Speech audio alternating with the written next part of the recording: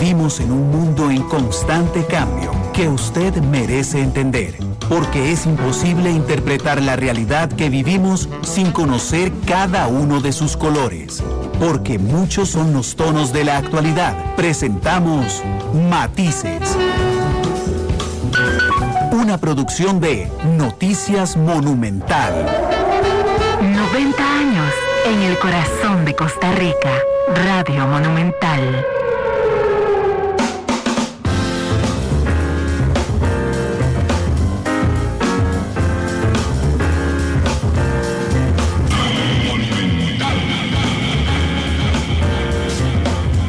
Hola, ¿qué tal? Buenas tardes, bienvenidos a Matices, este espacio de Radio Monumental, que es una producción del Departamento de Noticias, en el que analizamos los temas que son noticia en Costa Rica y en el mundo. Muchas gracias por estar con nosotros en este apenas segundo programa de la semana, porque, como ustedes lo saben, esta semana tenemos horarios especiales, los días que hay Matices, por la Copa Oro y la Copa América.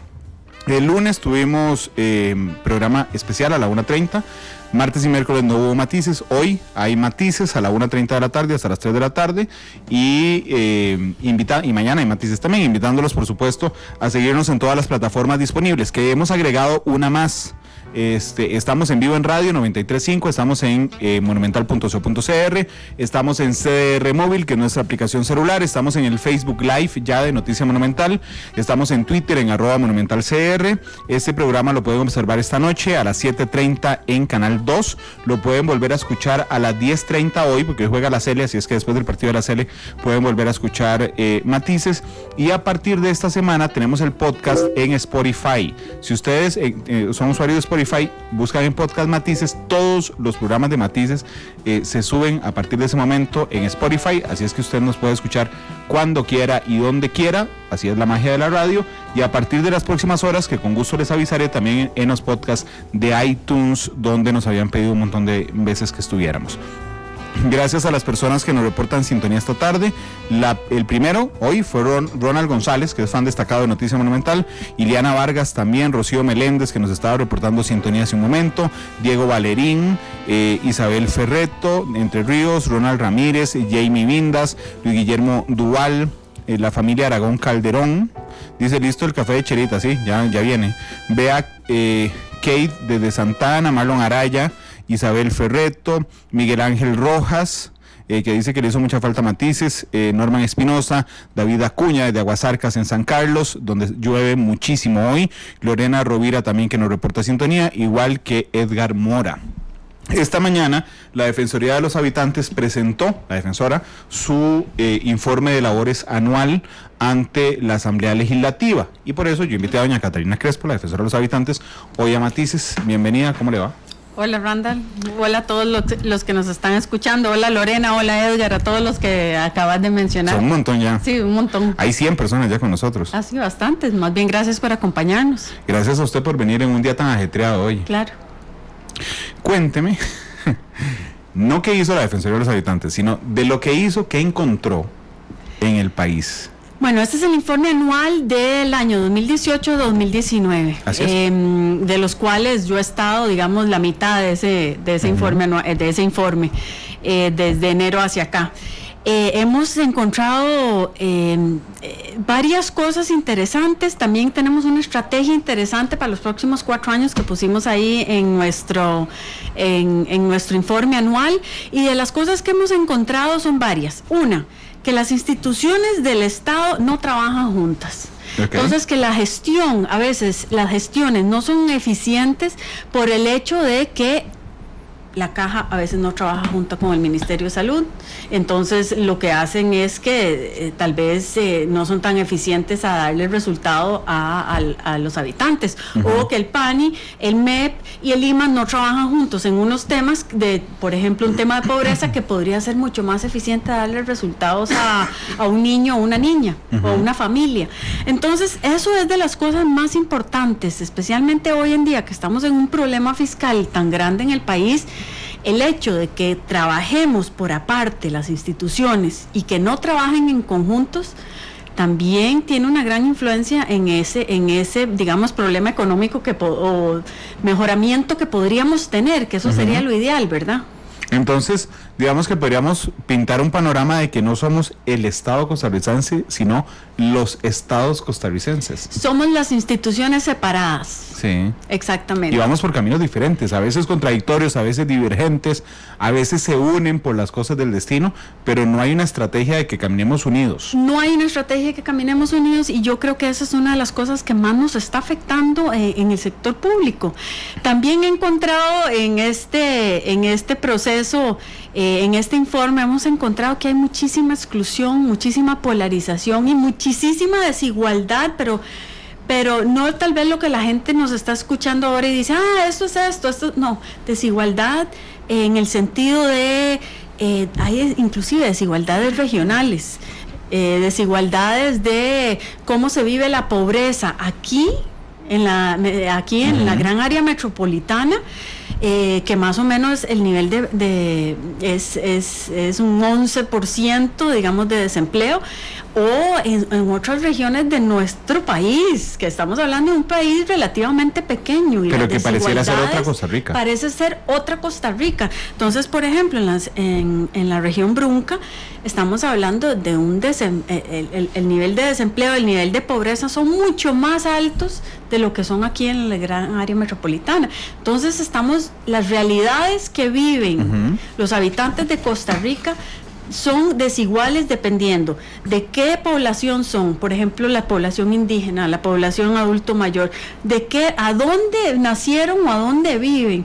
Entonces estamos hablando de que Costa Rica, de lo que me he encontrado, de lo que la Defensoría se ha encontrado, es que las realidades son muy, muy distintas dependiendo de muchos factores. Claro, a veces parecemos, me parece a mí, una novela de realismo mágico de América Latina, porque realmente Costa Rica tiene cosas que son realmente impresionantes. Tenemos un cantón con altísimo nivel de desarrollo, por ejemplo, Escazú, justo a la par de un cantón con un bajísimo nivel de desarrollo, Alajuelita, ¿verdad? Y entonces uno dice, bueno, ¿y cuál es la diferencia? ¿Es el mismo clima? ¿Es la misma geografía? 5-10 minutos de diferencia. Exactamente, ¿cuál es la diferencia? Y yo creo que hemos fallado como Estado en términos generales en identificar esas diferencias fundamentales que son las que inciden en la pobreza. Pero yo no lo llamaría diferencia. Ajá. Yo lo llamaría exclusión, porque en el momento que se está excluyendo una población, a un grupo de gente, de oportunidades, porque lo ideal sería que tanto vos como yo, como todos los que nos están escuchando y los que no, tengamos igualdad de oportunidades. Eso sería lo ideal. Claro, pero a lo que me refiero, doña Catalina, es, por ejemplo, uno dice, el desempleo es muchísimo más alto en la región Brunca, ¿verdad?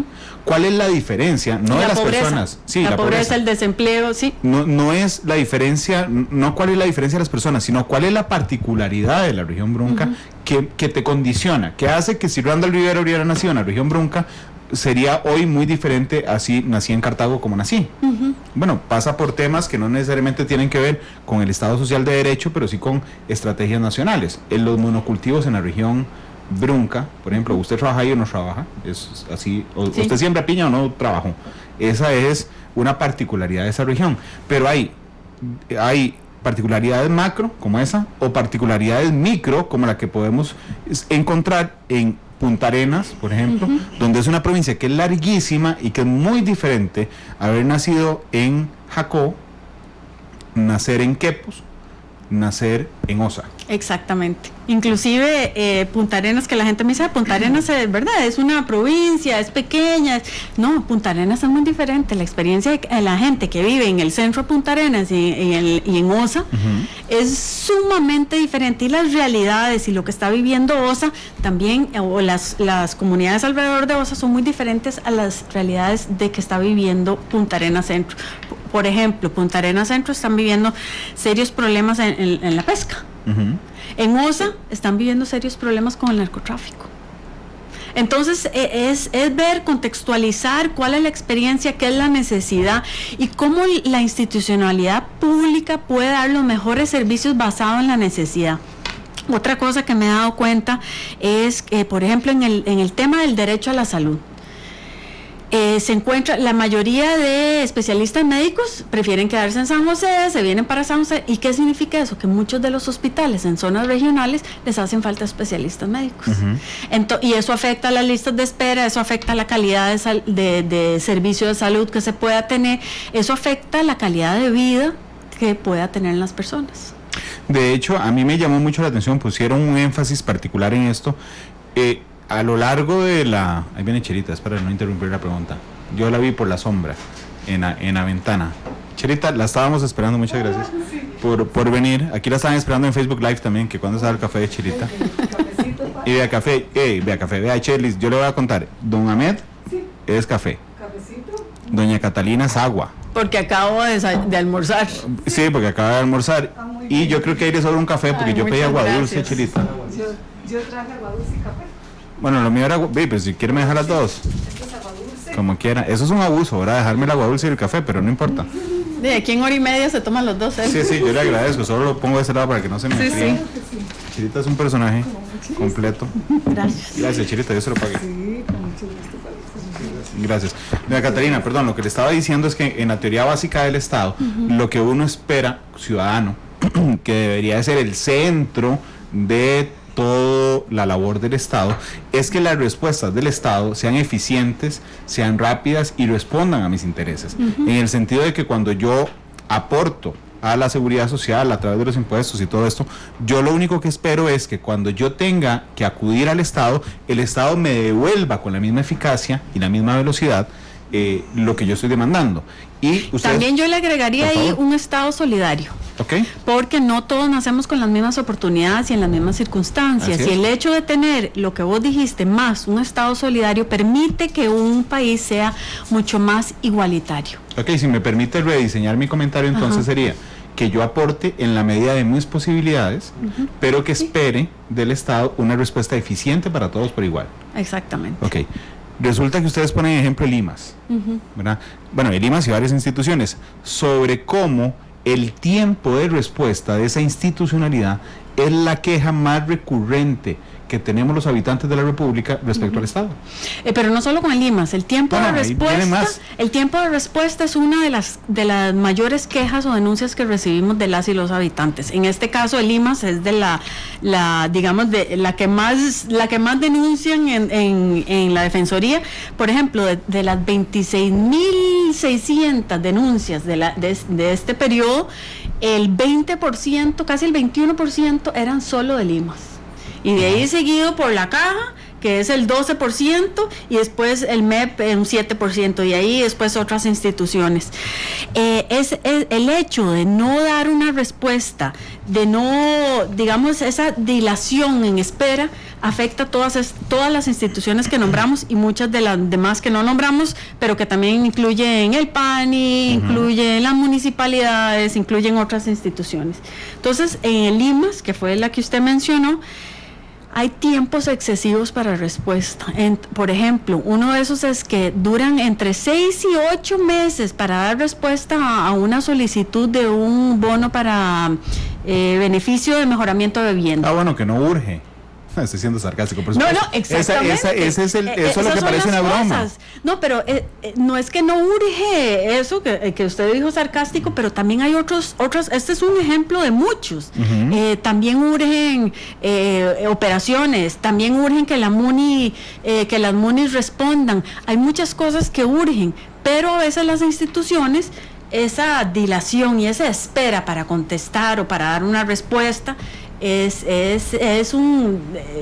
en contra de los derechos, y son de las cosas que más denuncias recibimos en la Defensoría, porque hay gente que a veces está esperando. Imagínate, alguien que está esperando a algo para mejorar su vivienda. ¿Cuántos años se tiene que estar esperando? ¿Cuántos meses se tiene que esperar? Y a lo mejor es que se le está cayendo una pared, que necesitan que la familia esté viviendo ahí, o el tiempo de listas de espera. ¿Cuánto tiene que esperar a alguien que está enfermo, que le necesitan hacer una gastroscopía, y que a veces se tiene que esperar meses y años? Entonces estamos hablando de la gente, de la vida de la gente, de la calidad de vida que los habitantes y las y los habitantes deberían de tener en nuestro país. Es que a mí además lo que lo que me duele es que cuando hablamos de la vulneración de los derechos de los habitantes, no estamos hablando, aunque igual sería una vulneración de derechos de los habitantes, del Instituto de Ricos, ¿verdad? Sino que son las poblaciones más vulnerables de este país las que sufren una continua violación de sus derechos. Podemos hablar de IMAS, podemos hablar del CONAI, sobre asuntos indígenas, podemos hablar de la Caja, podemos hablar sobre inmigración. Bueno, si alguien necesita un arreglo de su vivienda y tiene los medios, no va a IMAS a arreglar la casa. Exactamente. Si a alguien se le atrasa en la Caja Costarricense de Seguro Social, paga por aparte, si tiene los medios. Los grupos indígenas no tienen los medios para hacerlo. Las personas pobres no tienen los medios para hacerlo, ni para no acudir a IMAS ni a la Caja. Entonces, en el caso de IMAS, a mí me paró realmente el pelo que fuera entre 6 y 8 meses la espera. Pero además me dolió y me sentí ofendido cuando uno se da cuenta que son las mujeres en áreas rurales las que más sufren una marginación, si me lo permite, o una exclusión de parte de el IMAS. Si vemos a quién es que afecta esta dilación de espera en respuestas, en fondos de ayuda social, en operaciones, y es exactamente como usted lo ha dicho, la población más vulnerable. ¿Y quiénes son esos? La gente en extrema pobreza, el adulto mayor que vive solito, que necesita digamos una pensión del régimen no contributivo, que aún así con la pensión del régimen no contributivo no es suficiente para vivir, porque con 80 y resto de 1,000 colones no se vive, no paga una persona un alquiler y comida y lo que haya que pagar. Y son mujeres, a veces mujeres mamás solteras. Estamos hablando de la población que más lo necesita, y es la población, y quiero darle unos números que creo que es importante. La gente que llega a la Defensoría, el 50% de las personas que vienen a poner una denuncia en la Defensoría, el 50% tiene un nivel de 6º grado o menor. Eso significa nuevamente que es la gente más vulnerable, que no encuentra en el Estado una respuesta, una ayuda a su situación.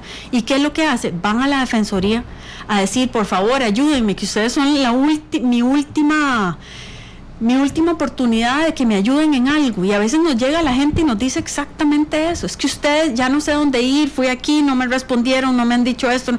Y nos toca a nosotros ver cómo se hace para ayudar a ese habitante basado en la ley, porque son cosas que por ley o que por reglamento el Estado tiene que dar y que no las está dando. Pues es que aquí alguna gente nos está diciendo, ¿descubrieron el agua tibia? No lo descubrimos, ni lo descubrió la Defensoría. Realmente lo que molesta es que el agua tibia siga siendo el agua tibia hace 10 años y siga siendo hoy. Pero para no quedarnos, digamos, en lo macro, sino en lo específico, yo le decía el tema de las mujeres en las áreas rurales, pero además, doña Catalina, el punto en específico de la queja más continua parece un chiste. O sea, ¿qué es? Que las que consultan, porque son mujeres en áreas rurales que consultan, reciben una respuesta verbal por parte de la institucionalidad. Si es que la reciben. Ok. Por favor, a eso quería que me ampliara, por favor. A veces lo que está pasando es que a veces reciben una respuesta verbal, si es que la reciben, a veces no reciben del todo, o a veces lo que está pasando es que les dicen, no, usted estaba en pobreza, pero no pobreza extrema, por un sistema, una base de datos que no la pone ahí.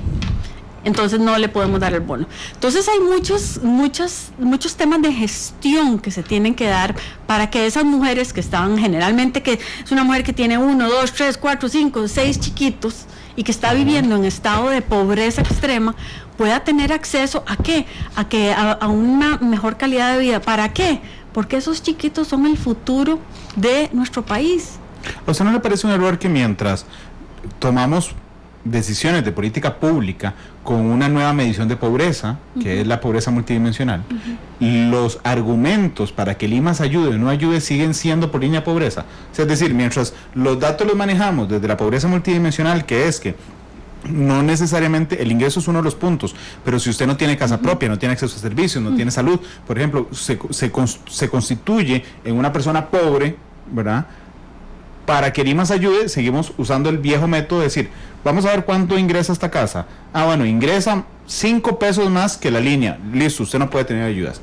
pareciera además una incongruencia por parte del Estado. Ven qué interesante, me estaban contando este caso el otro día de un muchacho que estaba trabajando y viene estaba trabajando en esta institución y dice, bueno, tengo que dejar mi trabajo, y le dicen, ¿pero por qué? ¿Qué es lo que está pasando? Es que Limas, mi mamá necesita que le ayuden con la casa, pero cuando mi mamá aplicó a eso, yo todavía no trabajaba porque era muy joven. Okay. Entonces ahora que es un muchacho, ya estaba trabajando, y dijo, si no dejo mi trabajo porque vivo con ella, que aún así mi trabajo no me da suficiente, entonces el IMAS le quita la ayuda. Entonces dice uno, pucha, ¿qué es lo que está pasando? ¿A dónde nos estamos perdiendo? Que estamos a veces incentivando unas cosas que no queremos y desincentivando otras que sí. Incentivando menos. Pero esas son las cosas que como sistema, como Estado, nos tenemos que preguntar. ¿Qué es el Estado que queremos? Lo mismo pasa con las pensiones no contributivas.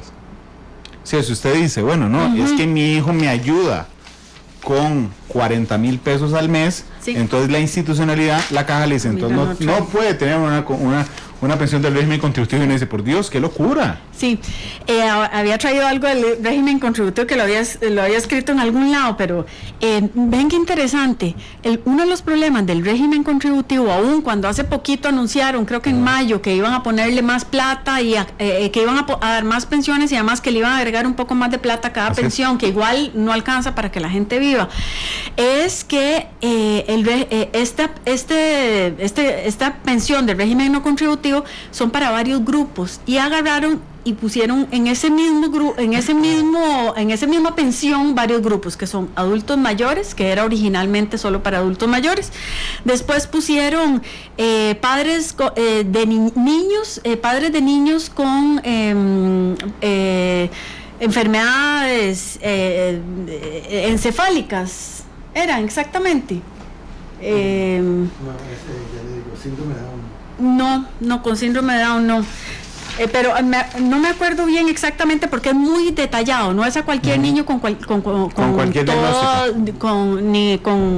ni con cualquier discapacidad, sino con discapacidades específicas. Y después también pusieron mujeres, creo que viudas, y eso causó un gran cambio en lo que el régimen no contributivo de pronto podía dar. E inclusive los pone a todos a competir. Pero a una mamá o a un papá que tenga un chiquito con un serio problema de salud, que era, creo que era uno específico, ¿no te acuerdas? Exacto, ahora lo saco, aquí lo tenía, bueno, ahora se lo saco.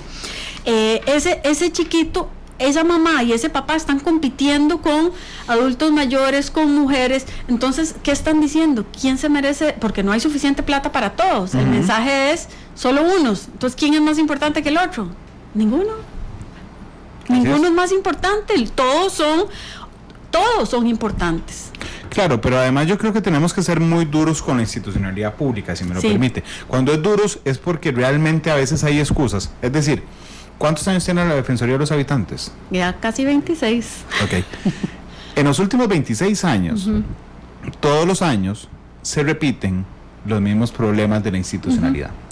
Cuando llega alguien, como la prensa, y le consulta a la institucionalidad pública, bueno, ¿qué pasó? La respuesta siempre es la misma, desde hace 26 años. Es un problema estructural, no es un problema coyuntural, que es dificilísimo. La pobreza, bajar el índice de pobreza, bueno, es que tenemos una pobreza estructural. Sí, claro, tenemos una pobreza estructural desde hace 25 años, lo que significa que si hace 25 años hubiéramos empezado, ya habríamos arreglado el problema estructural de la pobreza. Ese es el detalle, que entonces cada vez que se presenta un informe, no solo de la Defensoría, doña Catalina, sino cada vez que presenta un informe del Estado de la Nación, que refleja esto, la excusa es simplemente la misma, y pareciera que no sembramos para decir, bueno, hoy tenemos un problema estructural, ¿cómo hacemos para que en el aniversario 46 de la Defensoría nos digan, ya resolvimos un problema estructural? Pero vean qué interesante, digamos, el tema de pobreza, que es un tema gigante, es una palabra muy pequeña para un tema enorme. Entonces, la Defensoría, estamos tratando inclusive de ser más estratégicos en nuestro trabajo.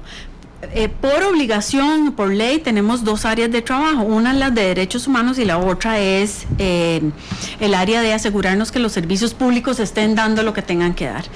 Pero más allá de eso, trabajamos de dos formas en esos temas. Uno es el tema de que cada persona, cada habitante, si tiene alguna denuncia, viene. De eso fue el número que había dicho, digamos, siempre están entre 25,000 y 30,000. El año pasado son como 26,600 más o menos. Y la otra forma es, yo no sé si alguna vez habían ustedes pensado en la Defensoría como un termómetro.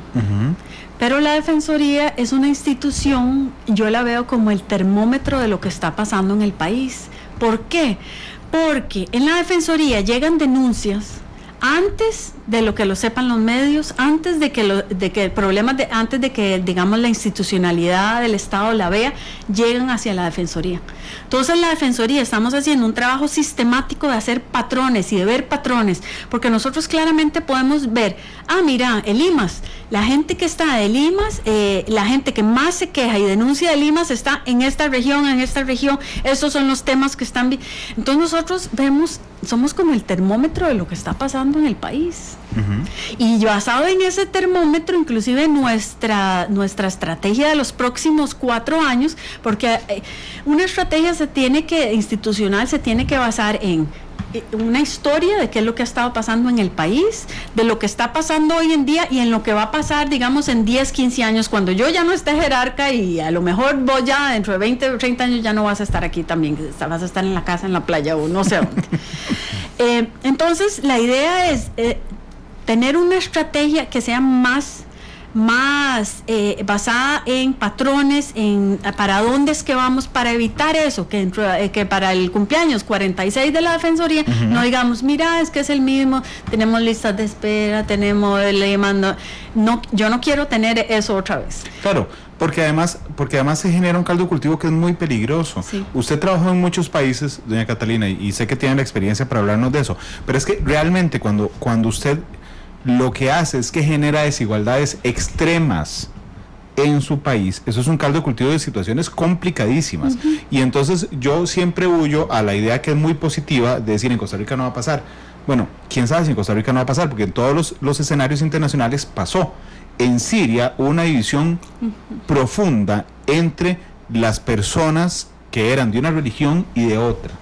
Esa separación profunda generó una dictadura que hoy persiste en Siria con miles de muertos.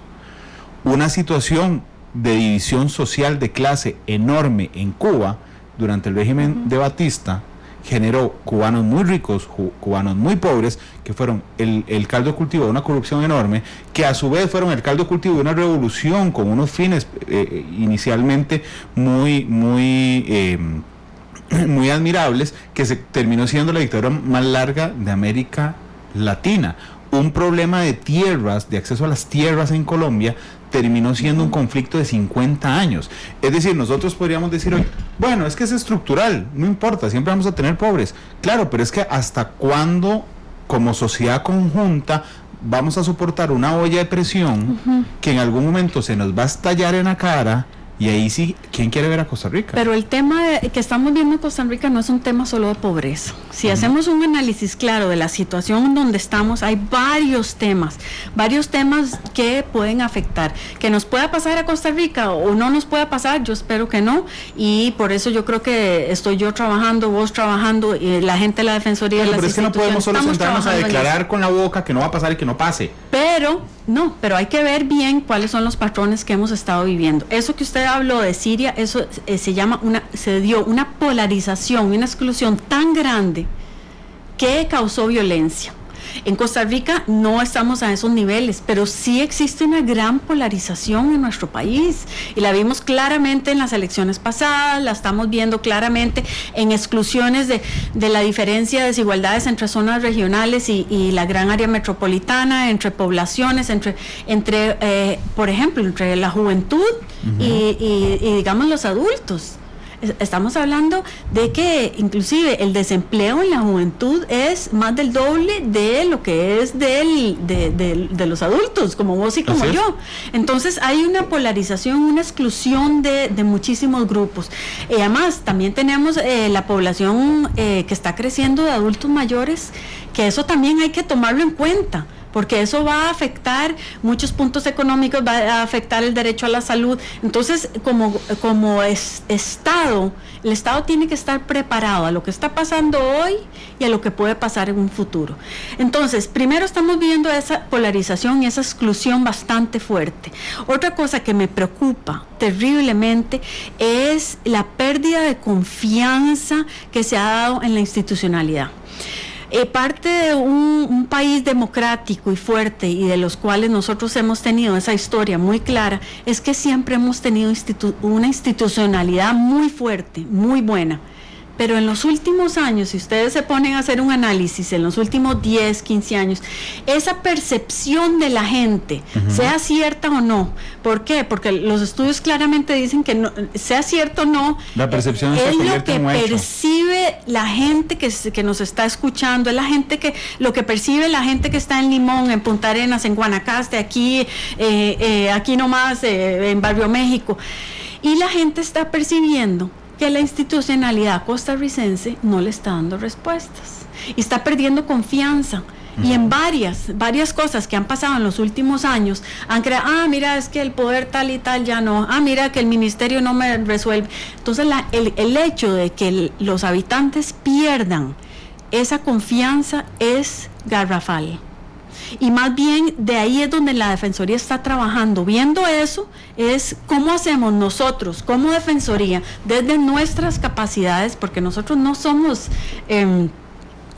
el gobierno, no somos administración activa, no le podemos decir a alguien, sí, le vamos a hacer una calle, o no, eso claro. Le podemos decir a la municipalidad, mire, esto, dele respuesta al habitante. Esa es nuestra competencia. Desde nuestra competencia, ¿cómo hacemos para fortalecer la institucionalidad? Y haciendo eso, un ejemplo que quiero compartir es, por ejemplo, lo de las listas de espera. Yo desde que comencé me di cuenta que esa era una de las primeras denuncias y dije, ok, claramente esto es un problema que afecta a todo el mundo en todas las regiones de Costa Rica. Y todo el mundo conoce, si no es a ellos mismos, conoce a alguien que ha estado afectado por listas de espera.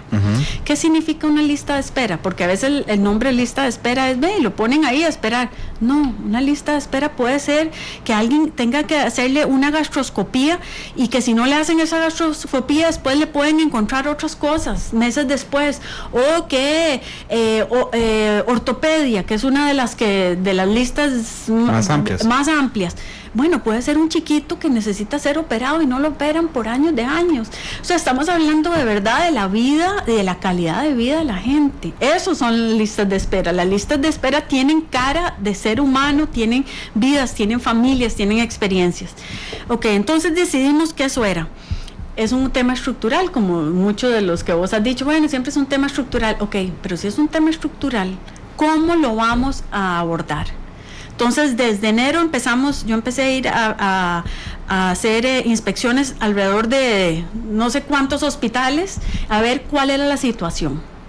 Y claramente especialmente en hospitales regionales, cada hospital tiene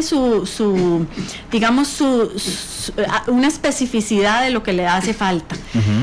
Y después dijimos, ok, ahora sí, sentemos en la mesa al Ministerio de Salud, que es el rector, y a la Caja Costarricense del Seguro Social, tomemos acuerdos y a ver cómo hacemos para hacer eso. Ellos, tanto el presidente de la Caja como el ministro de Salud, llegamos a unos acuerdos en febrero, creo que el 18 de febrero, y para marzo también estuvo lo de la sala, que decía que ellos tenían que arreglar eso para noviembre y nos daba a la Defensoría el rol de seguimiento y de observador. Entonces, hemos seguido con ese proceso. Todos los meses nos reunimos, y yo creo que es la primera vez en la historia de Costa Rica que se juntan todas estas instituciones con un compromiso serio desde cada uno, porque de la Defensoría lo que nos toca es, vamos a ver qué es lo que pasa y a darle seguimiento a que las cosas que dice la Caja y que dice el Ministerio de Salud se hagan. Entonces, más bien ahora a partir de julio nosotros empezamos otro tipo de inspecciones. Vamos a los hospitales, no a ver cómo está la situación en general, sino aquí están los 8, tenemos 8 puntos de acuerdo. De estos 8 puntos de acuerdo, déjeme ver qué está pasando en este hospital, en este otro hospital, en este otro hospital, para nosotros después llegar en la mesa de negocio o a la mesa de trabajo y decir, ok, esto va muy bien, esto va malísimo, ¿cómo hacemos para mejorar? Porque de aquí a noviembre tiene que haber un plan claro y hecho. Si usted me lo permite, van a ser el Pepe Grillo de la administración pública, y cuando digo el Pepe Grillo es la conciencia esa, ¿verdad? Porque Pepe Grillo no podía hacer nada por Pinocho, lo único que podía hacer por Pinocho era recomendarle y estar jodiéndolo, literalmente, decirle haga. Bueno, exacto. Esa conciencia, porque es que por aquí alguien dijo ahora, es que la Defensoría no sirve para nada porque no se ha arreglado nada en años. Sí, pero es que la Defensoría, y eso yo creo que hay que ser muy justo en eso, no es una administración activa, no es que la Defensoría pueda llegar a decir se hace y punto, sino que es el enlace entre los habitantes y la institucionalidad, que le pasa jalando las orejas a la institucionalidad para decirle, hey, recuerde que tiene que irle cumpliendo, porque efectivamente en ese clima de pesimismo, que uno podría resumirlo en una situación casi risible, digamos que usted llega a algún lugar, a un barrio cualquiera en Costa Rica, y entonces encuentra problemas estructurales, realmente. Y entonces usted le dice a la gente, ¿por qué no llamaron a la policía para decir que aquí en la esquina están consumiendo droga? Y dice, a la fuerza pública, ¿qué va a hacer la fuerza pública? Ok, y entonces es que en la otra esquina hay unos chiquitos que parecen abandonados por sus papás, ¿por qué no llama al PANI? Al PANI, ¿qué hace el PANI? ¿Y por qué no va a la sala cuarta a reclamar sobre que no les arreglan las calles? A la sala cuarta, con ese montón de corruptos que están de magistrados, porque esa es la imagen que tenemos. Bueno, o presentemos un proyecto de ley de tal cosa, con los diputados que tenemos, con el gobierno que tenemos, con la caja que tenemos. Realmente existe un pesimismo muy amplio, y el problema de ese pesimismo es una falta de compromiso. Yo agregaría falta de compromiso también. Lo que pasa es que esa situación lo que hace es que todos nos sintamos excluidos, no importa en qué. Es decir, Randall Rivera, que podría decir, bueno, no, yo tengo acceso a la salud, por ejemplo, no tengo problemas con acceso a la salud. Bueno, pero resulta que en mi barrio asaltan mucho, entonces yo me siento excluido o incumplido por el Estado en temas de seguridad. Pero una persona que viva en la región Chorotega, por ejemplo, donde no hay problemas de asaltos, pero sí tiene problemas de acceso a la vivienda, entonces su característica de exclusión es la vivienda. Es decir, al final todos los habitantes nos sentimos excluidos y decepcionados, si me permite, con la institucionalidad. Exactamente, pero por eso la Defensoría está trabajando en eso, pero también, digamos, Randall, me gustaría hacer un llamado a la gente, porque a mí... Yo sé que es cultural y los ticos tendemos a hacer eso, pero nos quejamos mucho y es parte de reconocer esto no está bien. Pero mi pregunta hacia los que nos están escuchando hoy y hacia vos también es, ¿qué estamos haciendo cada uno de nosotros desde nuestro espacio para hacer un mejor país? ¿Qué estamos haciendo? No estoy diciendo que todo el mundo se tire para presidente o para diputado o diputada, estoy diciendo qué estamos haciendo cada uno para hacer desde nuestro espacio un mejor país. Y yo creo que ahí estamos, esa solidaridad que nos caracteriza a los costarricenses, que nos ha caracterizado desde de toda la vida. Hemos estado perdiendo un poco de eso. Y tal vez es por miedo, por no querer salir o porque ya no creemos en las instituciones. Pero tenemos que trabajar conjuntos, no podemos decir, bueno, el PANI ya no hace esto, la caja ya no hace eso, entonces yo no voy a hacer nada. No, ¿qué está haciendo usted? Y ahí es donde viene, por ejemplo, ejemplos de Chepe Cebaña. Este señor dijo, yo quiero hacer Mauricio. Algo por él, exactamente, y Mauricio dice, yo quiero hacer algo por este grupo de personas que son importantes, y vea lo que ha hecho, y eso es una persona. Claro, pero seguimos siendo, yo lo que, no quiero ser extremadamente pesimista, se lo juro, doña Catalina, pero es que a mí me parece que en lugar de fomentar, digamos, esas excepcionalidades, como la de Mauricio, lo que hacemos es que le pegamos a la administración pública la quejadera. O sea, es decir, ya no somos solo los ciudadanos comunes y corrientes los que nos quejamos, es que la institución pasó a quejarse también. Entonces usted ve a 57 diputados, de los cuales 25 pasan quejándose de todo. Y usted dice, bueno, pero ¿y qué va a hacer usted por eso? ¿Verdad? Y entonces usted tiene a un grupo de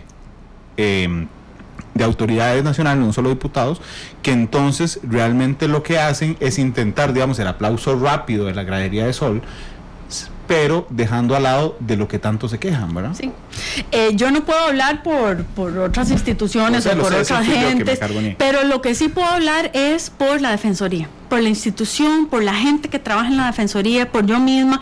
Y lo que les quiero decir es que es cierto, las cosas no se van a dar rápido. Este tema de listas de espera, yo no les voy a decir, sí, vamos a trabajar en esto y en un mes ya se los tengo listos. No, eso es mentira. Pero usted sí puede decirnos, estamos trabajando para que en noviembre Estamos trabajando para que un plan esté listo, pero eso significa que a partir de noviembre nosotros no vamos a decir, no vamos a lavarnos las manos y decir, ok, ya. No, significa que la Defensoría agarró un compromiso, ¿para qué? Para que la gente tenga una mejor calidad de salud, un mejor derecho a la salud, y estamos haciendo eso mes con mes, y mes en las reuniones, y después entre reuniones, gente de la Defensoría con gente de la Caja, y todo el mundo está trabajando en eso. Si me lo permite, ustedes no van a dejar de joder a la Caja hasta que haya arreglado el tema de la lista de espera. Exactamente. Si me permite así decir. Sí, es así. Okay. Es así de simple. Y no solo con la Caja. Claro. Ese va a ser nuestro rol con otros temas estructurales. Es que lo están haciendo en la Caja, pero es que Manuel Morales le estaba preguntando a través de Facebook Live. Bueno, yo le pregunto a la defensora, ¿cree que el IMAS, el PANI, el CONAI, que son las 4 instituciones junto con la Caja que lideran esto, el IMAS, el PANI y el CONAI pueden colaborar entonces basándose en lo que ustedes están haciendo con la Caja y con el Ministerio de Salud? Por supuesto. Inclusive, les voy a dar otro ejemplo que estamos trabajando también así colaborativo, es el tema de los agricultores, que es un tema tan importante, porque hay gente que, nuestra gente, Costa Rica ha sido un país agricultor de toda la vida, entonces ahora muchos de nuestros agricultores se están quedando sin las tierras, no están teniendo trabajo, y hay que ver qué se hace. Entonces, ¿qué hicimos? Hicimos un llamado desde la Defensoría y dijimos, ok, estos temas de los agricultores, ¿quién los puede ver? Y no una institución, sino cuáles son todas las instituciones. Entonces estamos haciendo 3 mesas de trabajo, una con con el INDER, con Presidencia, con el Ministerio de Ambiente y con el Ministerio de Agricultura y Ganadería. Entonces ahí estamos trayendo y pidiendo. Sí les tengo que decir, que también lo dije hoy en la mañana, que en este caso no ha servido tan bien como el caso, digamos, de la Caja y de Salud. ¿Por qué? Porque aún cuando el INDER ha estado ahí, Presidencia, que también tiene que ver con el tema de los bancos para los préstamos o para analizar los préstamos de los agricultores, todos ellos sí han estado yendo, el Ministerio de Agricultura y Ganadería no ha aparecido. ¿No ha aparecido? Apareció tarde, el ministro dijo que iba a venir, después canceló, después yo le dije que tenía que venir porque si no, no sé qué, entonces me dijo que sí, también iba a venir, después no apareció. En la última reunión el MAC no apareció tampoco. Pero búscalo en la SOA del MAC. Ahí pueden hacer la reunión muy amplia, esa SOA. Donde sea, pero que sepa que la Defensoría no lo va a dejar solo hasta que vaya y se junte con el INDER, con el Ministerio de Ambiente, con Presidencia, hasta hacer lo que haya que hacer y llegar a los acuerdos que haya que llegar. Pero entonces yo le invito a usted también a una cosa. Cuando eso pase, como en este caso el ministro, que yo se lo agradezco que me lo diga al aire, doña Catarina, denúncielo públicamente. No hay nada mejor que la presión pública. No, por supuesto. Además, esa es lo que puede hacer la Defensoría, porque la Defensoría es una magistratura de influencia. Así es. Y es la idea de que si no se hace el trabajo, primero se le hace un llamado, mire, hagamos, tal vez se enfermó, tal vez. Bueno, ya la segunda no enfermó. Al ministro de Agricultura que aparezca. No, ya no, es que ya el llamado se le hizo varias veces, ya ahora es denunciar definitivamente que no ha aparecido. Por eso, ahora que está oyendo, la defensora de los habitantes está denunciando esta tarde que el ministro ha sido absolutamente ausente, pese a sus llamados de intentar arreglar el tema agrícola, y el ministro no aparece por ningún lado. Exactamente. Ok, eso es lo que es. Es lo que es. Tenía que decirse y se dijo. Y se dijo. Así es. Y ese es el trabajo de la Defensoría. Exactamente ese es el trabajo. Es decir, trabajemos juntos. Esto es un tema que tantas instituciones pueden trabajar.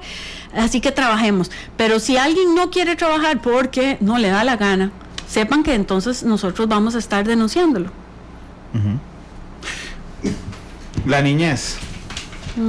Es que, realmente, un día de esos estaba aquí Patricia Vega, la presidenta del PANI. Sí.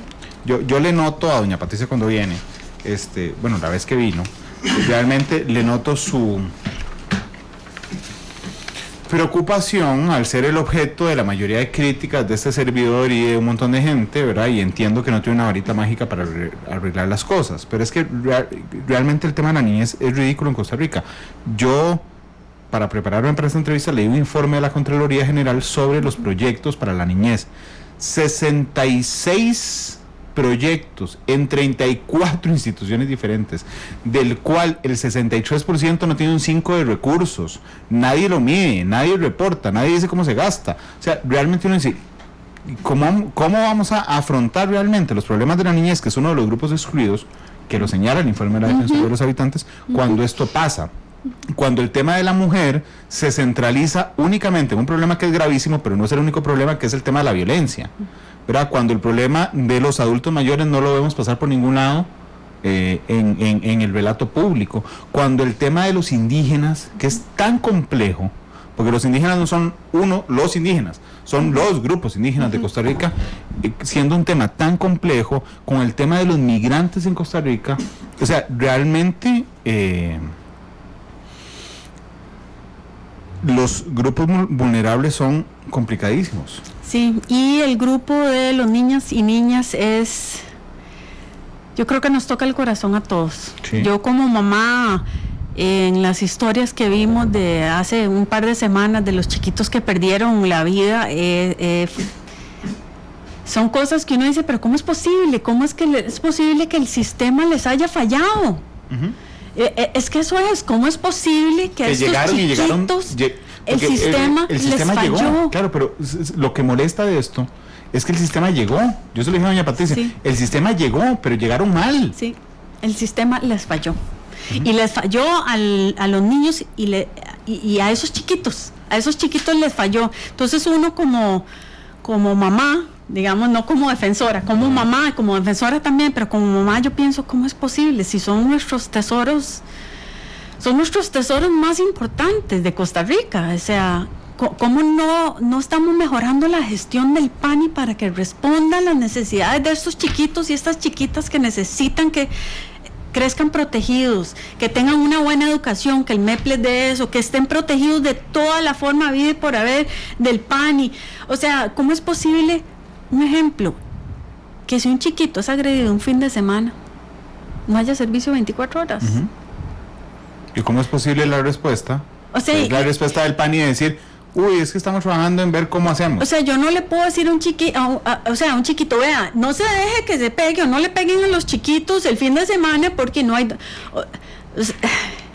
Lo que quiero, el mensaje que quiero mandar es, tenemos que cuidar más a nuestros chiquitos, si es mejorar la gestión, hay que hacerlo. Eso no se debe dudar. Yo sé que no es un problema de fondos. El problema del PANI no es un problema de fondos, es un problema de gestión. Pero de hecho ustedes encuentran dos cosas, y a mí las dos realmente me parecieron gravísimas. Problema 1, capacitación, o falta de capacitación, porque están ordenando capacitación, están recomendando capacitación, falta de capacitación técnica y penal para la protección integral de la niñez. O sea, en español le están diciendo al PANI, actualícese, tiene 88 años y usted sigue planteando políticas de 1950, cuando la protección de la niñez, y así lo dice además la ley, la misión y la visión del PANI, no tiene que ver con atender los casos de violencia, tiene que ver con garantizar la integridad de los niños, pero pareciera que el PANI no entiende eso. Es más allá de eso, no solo modernícese en el sistema, ¿verdad? En el sistema legal, sino que además... aquí, perdón, estoy haciendo un gesto de la cabeza, piense en hoy. Sí, y además, ¿qué servicios le está dando a los chiquitos de todo el país? No solo aquí en la gran área metropolitana. No solo los chiquitos de San José son agredidos, los chiquitos y las chiquitas de todo el país pueden sufrir este tipo de agresión. Entonces, ¿qué estamos haciendo para proteger y defender a los chiquitos en Limón, en Talamanca, en Isla Venado? Es eso. El PANI tiene que hacer un serio trabajo de mejorar su gestión. Tiene y su 88 años. Bueno, pero tiene que hacerlo. No, claro, ¿sabe por qué digo que tiene 88 años? Porque entonces a uno lo que le parece, y es una pregunta argumentada, es decir, ¿qué hicieron los 88 años? Para que no lleguemos a los 88 a decir, vea, usted no sirve para nada, que es prácticamente lo que está pasando con el Patronato Nacional. Pero sí quiero que tengamos mucho cuidado con el discurso que hablemos, porque a veces he oído mucha gente diciendo, gente, digamos, parte del Estado, parte del gobierno, o de diferentes áreas, diciendo, bueno, entonces, si no están haciendo bien su trabajo, recortémosles la plata. No, Sí, esa plata no es del PAN y no es esa plata es de los y las chiquitas de nuestro país. Más bien no es que recortémosle la plata, no, es mejoremos la gestión para que esa plata llegue donde tenga que llegar y nunca jamás el sistema le vuelva a fallar a un chiquito. El tema de los albergues debe ser de miedo. Permítame ir a la pausa. Sí, claro. Nada más voy a resumirle a nuestra audiencia. En el IMAS falta respuesta en control a la Defensoría. Las mujeres, como lo dije, en situación de pobreza, la mayoría de respuestas se hace de manera verbal, sin que exista una resolución razonada sobre las solicitudes que hace. El proceso para mejoramiento de vivienda en el IMAS dura entre 6 y 8 meses. Y le saqué una frase textual del informe que me pareció muy buena. El empoderamiento económico va mucho más allá de beneficios temporales. Se necesita una política país. ¿Okay? Vamos a CONAI, que es la Comisión Nacional de Asuntos Indígenas, que dice la Defensoría tiene poco impacto en los pueblos indígenas y no ha no ha tenido claridad en su orientación y en el cumplimiento de los objetivos, tanto que ellos mismos aceptan que no sirven. En el PANI, problemas de atención en las oficinas regionales, lentitud, tramitación de casos, falta de seguimiento de las medidas de protección, nada más. La capacitación técnica que falta hacia la doctrina actual de la protección integral, un modelo de gestión eficiente y transparente. En la caja hay un problema con aseguramiento de niños, niñas y adolescentes en situación de vulnerabilidad. Se dura 1 año y medio para responderle a alguien si es o no beneficiario de una pensión no contributiva, y por supuesto las listas de espera, que por cierto la caja intentó cambiarle el nombre y ponerle tiempo de espera para que no se considerara una lista de personas, y también las solicitudes de regulación migratoria que quieren hacer los extranjeros que están en nuestro país, y por supuesto la violencia que se está viviendo en prácticamente todo el territorio. Son las 2:27, vamos a la pausa comercial y regresamos con más.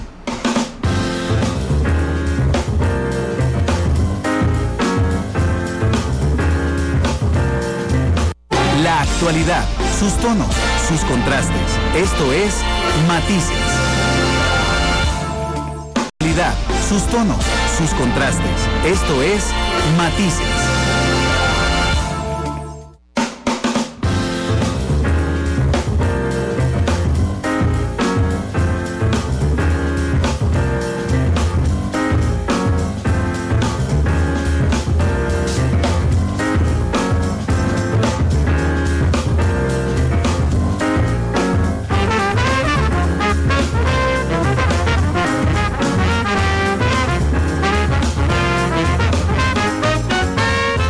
De la tarde con 34 minutos. Gracias por estar con nosotros en Matices. La defensora de los habitantes, doña Catalina Crespo, nos acompaña esta tarde. Yo le voy a ser sincero, yo ahora le dije lo de los albergues del PANI y usted me hizo una cara de amargura. Sí. Y en el corte comercial no es que hicimos una investigación. Es frustración. Por favor, sí. ¿Me puede compartir? Bueno, en los medios vimos que había un albergue que estaba teniendo muchos chiquitos y que tenía varios problemas. Entonces, inmediatamente, Luz Roja, la Defensoría, vamos a hacer inspección. Hicimos una inspección y nos dimos cuenta, que fue en Guapiles, nos dimos cuenta que sí, que había hacinamiento en ese albergue, en Guapiles. Entonces, que habían mucho más chiquitos de lo que debería de haber, que es un problema serio. De los que caben. De los que deberían de haber. Entonces, por ley. Vamos a ver, descubrieron. O por reglamento. Deme el titular. Descubrieron un problema de hacinamiento en los albergues del PANI. En un albergue. Ok, en el de Guapiles. En el de Guapiles. Sí, eso le iba a preguntar. ¿Cuánto es el hacinamiento? Capacidad, 37 había. Ok, les cabían 27 niños y hay 37 niños. Exactamente. Eso viola los derechos de los niños. Exactamente. Entonces, eso es una cosa de las cuales nosotros vemos problemas e inmediatamente vamos a ver si es cierto, y de ahora en adelante es darle seguimiento a que eso baje y que eso esté a lo que por el reglamento diga. ¿Ya le pidieron al PANI que lo hiciera? Ya le mandamos, ya mandamos una gestión de ver, ok, ahora sí, que díganos qué está pasando aquí, cómo va a cambiar eso. Entonces ya eso se mandó. Y además estamos sacando esta información para que además la gente de Costa Rica sepa lo que está pasando. Doña Catalina, yo quería, más allá del informe de labores, preguntarle algo que me llamó la atención. Quería que me confirmara si efectivamente la Defensoría de los Habitantes ha abierto 2 investigaciones exploratorias. Voy a irme con una primero, respecto a de dónde la transparencia, de dónde salen los fondos que financian a los partidos políticos. Bueno, eso fue una denuncia de un habitante que llegó a que nos dijo a la Defensoría que quería poner una denuncia con eso. Nosotros fuimos, agarramos la información y en este momento estamos en el proceso exploratorio, a ver cuáles son los datos, qué es lo que hay, qué es lo que es cierto o no. Y ese proceso es un proceso súper técnico de ver cuáles son los hechos, y apenas tengamos pues una resolución o unas recomendaciones, pues lo haremos público. Ok, pero entonces, ¿sí existe una investigación de la Defensoría de los Habitantes? Sí existe. Respecto a la transparencia, una investigación preliminar respecto a la transparencia de los fondos para financiar partidos políticos. Sí, es en tema de cómo entes privados o personas privadas están financiando campañas políticas. Bancos. Bancos, entes privados. Ok, ¿cómo los partidos políticos le piden préstamos a bancos privados que financien las campañas en Costa Rica? Sí, estamos haciendo una investigación de eso que ahora está en periodo preliminar para ver si le vamos a dar ya más. Estamos en el proceso preliminar. Me llama la atención... porque eso es bastante reciente. Ok, es que me llama la atención algo de eso en lo particular, más allá del caso específico, el caso en macro. La Defensoría de los Habitantes, cuando uno revisa su ley constitutiva, tiene un montón de elementos, digamos, sobre los cuales trabajar, porque las preocupaciones de los habitantes son infinitas, ¿verdad? Pasa por la ética, por la moral, sí, por lo penal, por lo legal, por lo formal, es decir, en caso de que la Defensoría valide que este es un tema en el cual puede meterse, ¿por qué se mete? Porque esto es grave para los habitantes. Exactamente, recordemos que la Defensoría también ve muchos casos de corrupción, inclusive existe el índice de transparencia que lleva la Defensoría, del cual ya evaluamos alrededor de 280, 250 instituciones. Entonces, el trabajo de la Defensoría no es solo, nuevamente, derechos humanos, es sector público e incluye transparencia y corrupción. ¿Por qué? Porque la falta de transparencia y la corrupción afecta al habitante. Ok, mi pregunta entonces, con ese comentario es, ¿la Defensoría tiene legitimidad para meterse a investigar esos temas? Recordemos que la Defensoría tiene unas capacidades o lo que nos permite la ley, y después están otras instituciones como la Fiscalía, el Poder Judicial, que son los que hacen la otra parte. Nosotros podemos empezar a investigar, y como les dije, ahora estamos en una parte preliminar, que a lo mejor los resultados digan, no, esto no nos compete a nosotros, le compete a otra institución, y pasaremos esa información a la otra institución. Claro, pero la Defensoría tiene la potestad de investigar lo que al habitante le viole sus derechos y le preocupe. Sí. Eso es amplísimo. Es amplísimo. Lo que pasa es que hay cosas que son inadmisibles. Por ejemplo, les voy a dar un ejemplo. Si algo está en un juzgado y está judicializado, automáticamente la Defensoría no tiene la capacidad la potestad de ver algo así. También no tiene que ver con el área privada. Si es usted como habitante tiene algo, alguna pregunta o alguna denuncia del sector privado o algo personal, eso tampoco lo ve la Defensoría. Hay ciertos reglamentos de los cuales potestades que la Defensoría tiene y otras que no. Y si no las tenemos nosotros, inclusive a veces la pasamos a las instituciones a las instituciones que les toca. Cuando ustedes, como en este caso, reciben esa denuncia, hacen un análisis preliminar, ¿cuándo podríamos esperar nosotros para saber si la Defensoría ha decidido que tiene la potestad para meterse o no? Eso es bastante nuevo. Depende de la investigación y la complejidad. Este es un tema bastante complejo, porque no es solo una cosa, sino hay muchos temas alrededor. Entonces yo me imagino que entre unos 2 o 3 meses. 2 o 3 meses. Por la complejidad o a lo mejor más. Depende de cuando uno empieza o los funcionarios empiezan a investigar, y si se encuentran cosas mucho más complejas, nosotros lo que nos interesa es llegar a un criterio técnico, apolítico y transparente de cualquier denuncia que nos pongan. Yo no sé por qué me huele, pero que es de otro tema que quería hablar con usted, pero tengo la intuición de que podría ir relacionado. El acceso a información pública. Recientemente tuvimos una experiencia con los rectores de las universidades públicas, yo los invité aquí al programa, todos entraron, los tres que vinieron, Alberto Salom, Henning Jensen y Julio Calvo, vinieron aquí tranquilos de que tenían la razón de que los expedientes sobre acoso sexual eran privados. Cuando en medio programa, don Ernesto Ginesta, el expresidente de la Sala Constitucional, me hizo el favor de salir al aire a aclararles el panorama a los rectores, salieron preocupadísimos porque se dieron cuenta que era público. Okay.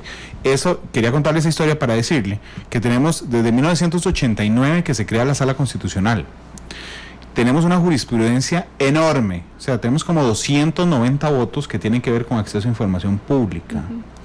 Y el Estado, una y otra vez, pareciera que no leen ninguno de esos votos y que todas las veces dicen, esto no es información pública, aunque haya fondos públicos no es información pública, esto es secreto de Estado, porque a alguien se le ocurrió que es secreto de Estado y no hay una resolución que diga esto es secreto de Estado, sino que al ministro de turno se le ocurrió que eso es secreto de Estado, o que pone en riesgo la seguridad nacional, o aún peor, algunas instituciones públicas, privadas, que teniendo un rol público, pretenden creer que siguen siendo información privada. Se lo planteo a usted porque la Defensoría de los Habitantes efectivamente es fundamental en el acceso a información pública. ¿Cómo lo ve usted en Costa Rica? Bueno, nosotros lo vemos como un derecho, el derecho a la información, que es esencial. Inclusive el índice de transparencia está basado en eso, en cuál es la información, en cómo usted está siendo transparente para proveer a los habitantes o a sus usuarios de esa información. Entonces ese índice más bien es sumamente importante, de los cuales sí tengo que decir que la OIJ ha sido de los primeros que ha salido, la OIJ, ¿quién más había salido de los primeros? Creo que el Poder Judicial, el OIJ en lo particular. La OIJ en particular, bueno, pero también, digamos, de los últimos, las MUNIS. Las MUNIS han sido terribles. Algunas MUNIS, la más alta ahora está que creo que con un 77 o 74 la municipalidad de Santana, que ha sido la mejor de todas las municipalidades. Pero esa parte de información al público es realmente esencial. ¿Por qué? Porque es un derecho. Sí. De hecho, es muy interesante porque el acceso a información pública, el derecho al acceso a información pública y al derecho a la información, la primera región del mundo que avanzó en este tema es América Latina. Lo hizo en la Convención Americana de los Derechos Humanos, el Pacto de San José. Fue el primero que en su artículo 13, que es la libertad de expresión, le incluye, digamos, como un derecho en el mismo sentido, la ley de acceso a información pública, o el acceso a información pública como derecho humano. Y lo que llama la atención es que yo creo que podríamos simplificarlo enormemente a nivel país. Es decir, si hay fondos públicos, es información pública. Listo, se acabó, no hay pero que valga, excepto que sea un secreto de Estado. Sí, pero pareciera que el Estado hace unos enredos. Pero hay cosas, digamos, si usted me estaba hablando del hostigamiento sexual, digamos, todos los casos, la Defensoría ve todos los datos. Por ley, a nosotros nos tocan ver los datos de hostigamiento sexual y llevamos esos datos nosotros en la Defensoría.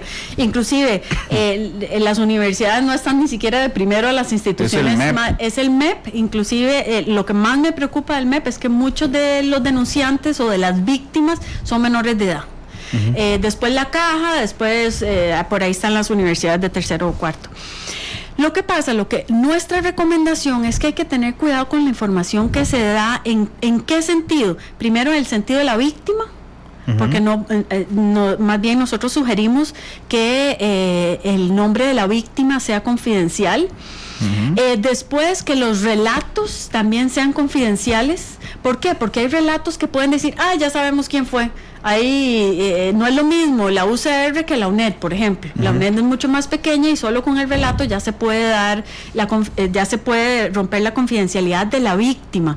Y lo que sí estamos diciendo es que una vez que ya se encuentre culpable él o la hostigadora, entonces ahí sí que se dé el nombre. Una vez que se termine el proceso. Una vez que se termine el proceso, pero no durante el proceso. Sí, que de hecho el otro día que vino la persona encargada, sí, doña Alejandra Mora, la exministra, la persona encargada de este tema en la Defensoría, fue la única diferencia que tuvimos, se lo voy a contar. Pero le dije, vea, si usted cree, porque la ley en este instante lo que plantea, la jurisprudencia, no la ley, lo que plantea es que efectivamente el nombre de la víctima y cualquier elemento que permite individualizarla es privado, sí, pero el relato es público. Y yo le decía a doña Alejandra, yo entiendo la preocupación de ustedes, pero ¿por qué no son más proactivos y presentan, o sea, o una coadyuvancia mañana a la Sala Constitucional, que además está viendo esto en un amparo, y le dicen a la Sala, podría regular sus votos señalando que, por ejemplo, cualquier elemento en el relato que permita la individualización de la víctima, y entonces así no nos quedamos con mi interpretación, su interpretación, que no es vinculante, la interpretación de los rectores, que no es vinculante, sino con la ley, con los votos, claro, pero no hay ley, con los votos claros sobre eso, doña Catalina. Claro. Sí, eso es una sugerencia interesante para nosotros tomar, porque sí lo hemos dicho públicamente, y a lo mejor tenemos que ir un poco más allá, a ver cómo... Yo le invité a hacer eso, se lo soy sincero, yo dije, presente una coadyuvancia y que la Sala resuelva de una vez, y así nos quedamos todos sin eso. Nos quedan 3 minutos de programa, y quería hacer un balance final, no respecto a cómo está el país, creo que está muy claro, sino que quería preguntarle si esto realmente usted siente que genera una reacción política importante. Yo siempre se los pregunto también al Estado de la Nación, que le digo, está chivísima el informe, pero ¿quién hace algo con esto? El informe de ustedes está buenísimo. Gracias. ¿Quién hace algo? ¿Alguien va a hacer algo con esto? Pues nosotros de fijo sí. Inclusive nosotros vamos a estar presentando esto en la asamblea la próxima semana. Se lo habíamos entregado no en papel, sino en PDF. En PDF. No, solo imprimimos cuatro documentos, nada más. ¿De verdad? Sí, nada más. Y la idea es que ojalá que esto se tome, inclusive el primer capítulo donde hablamos de la importancia de la democracia, de los derechos humanos, de fortalecer la democracia, de fortalecer, digamos, la solidaridad, eso espero que además sea ojalá un ejemplo para las demás instituciones, pero definitivamente la Defensoría va a seguir trabajando en esos puntos, que es el hecho de que las instituciones trabajen conjuntas para que sea una mejor gestión y así den mejores resultados a las y los habitantes. Doña Catalina, muchas gracias por haber venido. Miguel, encontramos aquella versión. Usted me hace un favor nada más para calcular si puedo preguntar algo más o no. ¿Me puede decir cuánto dura eso? Eso digo es la canción, pero es que no la voy a quemar al aire. 4. Entonces me quedan 4 minutos todavía para conversar, qué dicha. Gracias. En el tema, usted me dijo que habían señalado, que habían empezado ya el tema de la coordinación con las autoridades de salud, ¿verdad? Habían intentado iniciarla con el MAC. La intentamos. Okay, no es que la intentamos, es que ya la empezamos. Ok, el ministro se desapareció. No, del equipo llegó el INDER, llegó Presidencia, llegó el Ministerio de Ambiente, sí han llegado algunos. El Ministerio de Agricultura es el que no llegó, pero dejemos claro que los demás. El Ministerio de Agricultura con los agricultores. Exactamente, por eso es que me molesta que no haya llegado, porque es una falta de respeto para nuestros agricultores. ¿Cuál sigue? Estamos PANI, MEP Infraestructura y PANI Gestión. Ok, ya hablamos del PANI, hablemos del MEP, Infraestructura en general. Vamos, eso ya todos sabemos que la mitad de los... Ok. Estamos teniendo un gran rezago en infraestructura. Nuevamente, problemas de gestión. Tenemos más de 100 y resto escuelas que están en lista de espera de infraestructura. Y vamos y compramos unos drones. Pero bueno, lo que a mí más me preocupa es que la plata para infraestructura está y no se está usando bien. Entonces, hubo un fideicomiso, no se utilizó bien. O sea, ¿qué es lo que está pasando con las platas que no se está usando bien? Y todavía más, lo que me preocupa es que pase algo para decir, mira, juepuchi, sí, debimos de haber hecho algo antes. ¿Y qué es lo que puede pasar? Puede pasar que en Bahía Draque hay una escuela que tiene una montaña atrás que en cualquier momento se le cae encima y los chiquitos están recibiendo clases. ¿Ustedes se imaginan? Decir, ay, nosotros sabiendo y no hicimos nada. O el otro día que fui a la escuela de la Florida en Isla Venado, donde después del terremoto se hicieron unas grietas abajo entre el piso y la pared. Entonces se ve la luz. Y en algunas paredes las estuve moviendo y los chiquitos estaban recibiendo clases ahí con las maestras. Entonces decimos, ¿cuál es el mensaje que hay que dar para que se haga algo? Y yo como defensora no puedo permitir que algo le pase a uno de esos chiquitos o esas chiquitas que están en esa clase recibiendo clases para que ahora el MEP diga, puchi, sí, debimos de haber hecho algo con esa escuela. No, es que eso no es aceptable. Hay escuelas que tal vez no aguanten, pero hay escuelas que no aguantan. Entonces esa es mi gran preocupación.